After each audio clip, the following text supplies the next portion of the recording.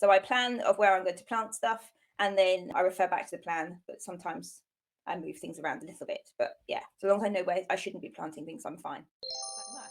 So planning your garden is important. It will help your garden to support you and provide what you need. It will also help you to get a lot more from your space, save you time and money when it comes to garden care and growing your garden. When you create a plan for your garden, it doesn't have to be an architectural drawing, it doesn't have to be like mass big sheets of paper with all the different measurements and sizes and everything, dated lines and that sort of thing.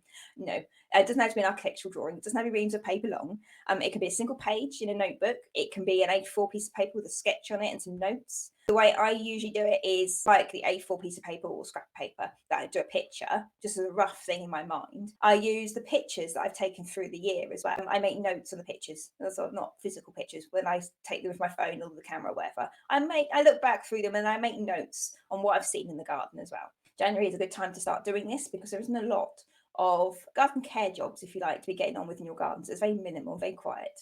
So planning now will help you to boost your motivation as well for the garden. So as we come into winter time, we all tend to go into this hibernation, shall we say, or slump, a little bit of a garden slump. I say we all, most gardeners do. There are probably an exception to the rules, there always is, but by planning your garden ready for spring, you're going to be boosting your motivation. You'll be giving yourself something to look forward to, and it'll be a much nicer thing to be thinking about the better weather when we're currently going through some really bad weather. We plan my garden. Most of it does stay the same. My garden's fairly established. It's quite happy. Most of the plants are quite happy where they are. But what I do look for when I'm planning my garden, same when I take pictures and things, is I look for the plants that are unhappy.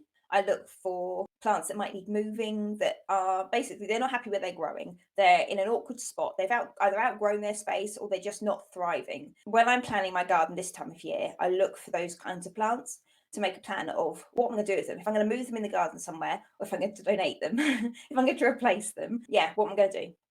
So that's what I look out for when I'm doing my planning. I look out for those, but most of the garden does stay the same in fairness. The other thing I look out for is empty spaces as well. Empty spaces for like when I cut back a plant and retrain it. So when I cut back like one of the shrubs or a climber and I've retrained them to a direction that they should be growing and possibly haven't been for the last couple of years, my honeysuckle, for one, they leave a space behind where they have been filling. So I look for these spaces and I think about what I can add and what I can put in there, or how I'm going to train a plant to fill that space, that kind of thing. So that also goes into my planning as well. When you dig up an unhappy plant, when that leaves a space behind, you don't always have to fill it because the other plants that are growing in the area, they might want to fill the space themselves. They might need the breathing space. So by removing the unhappy plant that might have been unhappy because it was constricted, it was squashed in by the other plants, will actually give room for the plants around them to grow in and grow out and up as well to fill the space. So that might actually, by removing the unhappy plant,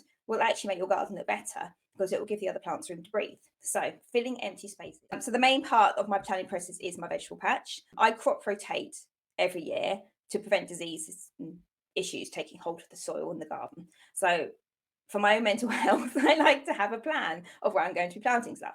Now, as I say, this plan doesn't always work, but as long as I've got an idea of where I shouldn't be planting stuff, but it's like the same family of vegetables in the same place year after year, then the plan's worked as far as I'm concerned. So I plan of where I'm going to plant stuff, and then I refer back to the plan, but sometimes I move things around a little bit. But yeah, so long as I know where I shouldn't be planting things, I'm fine.